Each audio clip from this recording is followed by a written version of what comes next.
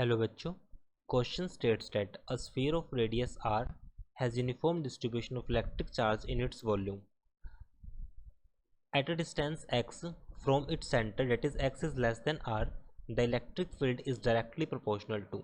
So question में हमारे पास कहा गया है कि हमारे पास एक स्फीयर है। सपोज ये हमारे पास एक सॉलिड स्फीयर है जिसपे यूनिफॉर्म चार्ज डिस्ट्रीब्यूशन है।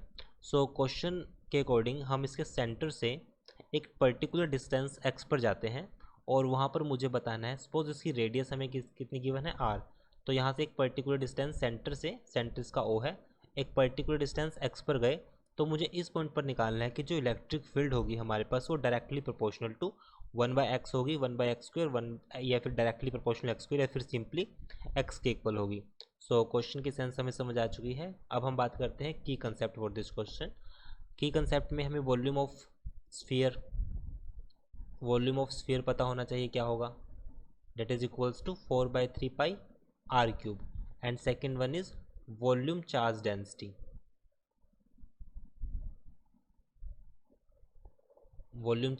that is equals to charge per unit volume। Question में क्लियर है, uniform distribution of electric charge means charge की जो डिस्ट्रीब्यूशन है वो यूनिफॉर्मली है throughout the surface. Now it is given volume charge density, as we know volume charge density को हम rho से रिप्रेजेंट करते हैं, that is rho equals to charge suppose करता हूँ q है divide by volume will be 4/3 pi, radius हमें given है r क्यूब, ये हो जाएगी। Now consider a sphere of radius x। तो यहाँ पे हमने क्या किया, एक जहाँ पे x एक पर्टिकुलर डिस्टेंस पे हमने एक स्फीयर को सपोज किया। अब यहाँ पे एक स्फीयर को हमने सपोज किया जिसकी रेडियस किसके इक्वल है x, बट दोनों का जो मटेरियल है हमारे पास वो सेम रहेगा। अगर मटेरियल सेम होगा it means volume charge density will be same. So charge enclose by the sphere with radius x, तो यहाँ पे जो चार्ज होगा, अगर हम चार्ज निकालें, charge for x radius sphere, suppose करता हूँ उस पर चार्ज हमारे पास q होगा, that is equals to rho same रहेगा 4/3 पाई, एंड उस केस में रेडियस हो जाएगी हमारे पास x cube. Rho volume charge density will be same because material दोनों के लिए हमारे पास क्या है, सेम है। सो अब यहाँ पे हमारे पास 4/3 पाई x क्यूब आ जाएगा। यहाँ से हमारे पास पॉइंट क्लियर हो गया कि जो ये वैल्यू हमारे पास आई है, डेट इज, अगर यहाँ से देखा जाए, सो अगर इस इक्वेशन को सोल्व करें, rho into 4/3 pi that is equals to q by r cube, ये वैल्यू किसके इक्वल है, q by r cube.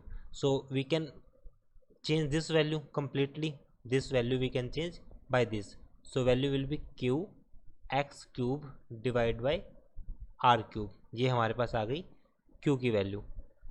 Now electric field, so we have to find out electric field. Electric field निकालने के लिए formula होगा E equals to k is constant, charge for small sphere that is q divide by distance is x square. Now manipulate the value. So electric field equals to k q dash, value of q dash is q x cube divide by radius, because जो radius हमारे पास r cube है, r cube and x square already था, तो यहाँ पे x square से x square cancel. सो यहाँ से क्लियर है कि जो इलेक्ट्रिक फील्ड होगी हमारे पास वो डायरेक्टली प्रोपोर्शनल हो जाएगी x के। So right answer is directly proportional to x, hence option third is right. I hope you understood this explanation. Thank you.